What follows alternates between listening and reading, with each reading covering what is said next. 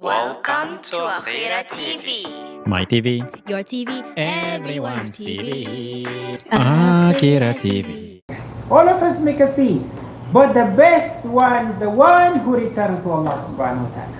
After we do sin, we don't stay there on it, right? We have to realize, we have to assess ourselves and come back to Allah subhanahu wa ta'ala. Now, you may sometimes neglect a prayer, right? When you break a promise, you may have some damage in relationship or private addiction or hidden sin. All of that we may, as human beings, maybe we have done. But still doing those, and you come back to Allah subhanahu wa ta'ala, Allah subhanahu wa ta'ala love on us. Every son of Adam, makes sin. The best of those who sin are those who constantly repent, asking Allah subhanahu wa ta'ala to forgive us. See, every son of Adam, not specifically, different category and so on. All of us. That's what our Prophet Muhammad sallallahu alaihi wasallam describes us. Now, the difference between the believers and there's habitual sinner. There's a difference between those two. There's a great difference here. Now, believer may fall into disobedience, right? Sometimes they fall in disobedience. Could be on prayers or anything before. But his heart feel the pain when he failed.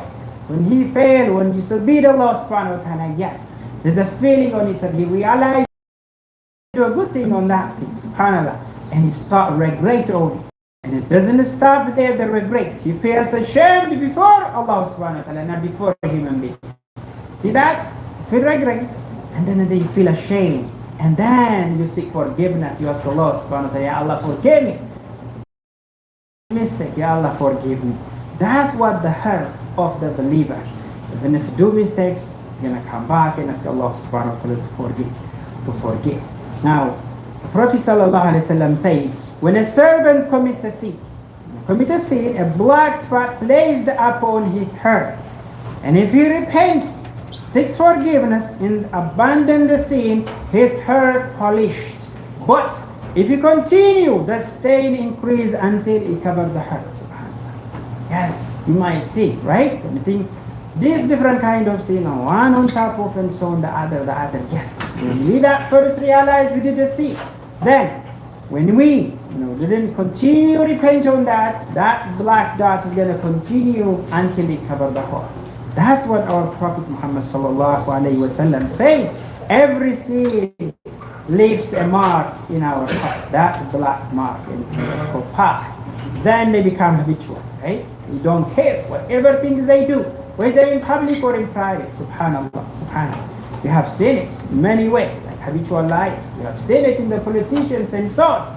When they start one and continue, and if they realize not coming back to who created them, then it's going to continue like that, because that's regret. When we regret, the sign that your heart is still alive. If there is no regret, someone did a sin, that is kind of a lack of iman. Need to aware, and that might eventually turn to a dead heart. No longer feels anything. Yes, the person has a life, you walk around, right? You understand, but it turned to a dead when not coming back to Allah subhanahu wa ta'ala, even if after we do sins. May Allah subhanahu wa ta'ala protect us from these. So these are important things. We understand that our weakness, we need to understand our weakness and ask Allah subhanahu wa ta'ala to make us strong in our work. قولوا قولي هذا واستغفر الله لي ولكم فاستغفروه إنه هو الغفور الرحيم.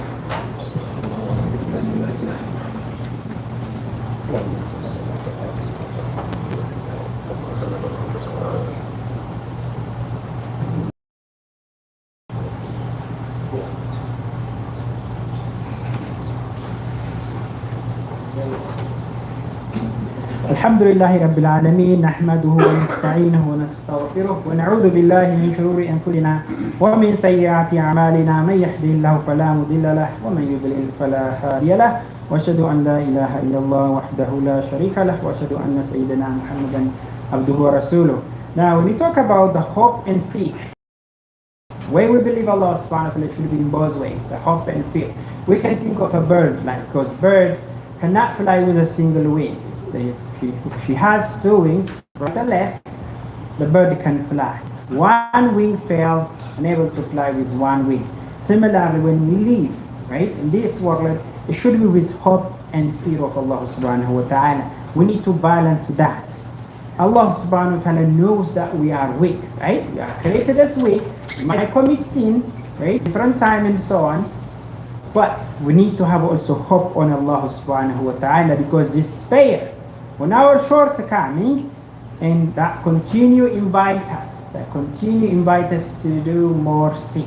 But we not despair on whatever shortcomings that we have, and if we have hope, that will help us to avoid those shortcomings and fix ourselves. Because we need to fear Allah subhanahu wa ta'ala, and also we need to hope on Allah subhanahu wa ta'ala. The hope and the fear that will keep us engaged to Allah subhanahu wa ta'ala. So success is not measured, just by the direction. It doesn't measure by the speed, but it is by the direction. As far as we are on the right path, as far as we are on the path of Allah subhanahu wa ta'ala, on this path, we need to have that Allah subhanahu wa ta'ala will make us successful, seeing His face and be on the right path, be in the Jannah, right? So because we are on the right path, being on the right path, the best thing. SubhanAllah. Many people, become right? We have to see ourselves. Also, we have to take Prophet Muhammad sallallahu alaihi wasallam as our example, our leader. We have to imitate our Prophet, and how Shaitan, Allah's on him, whisper to us, maybe you will never become like that. He might tell us, you'll never become like them. You're not gonna perfect like that. This kind of thing may come, but we don't need to listen that. Because the companions themselves did not become the highest generation overnight. It took them time.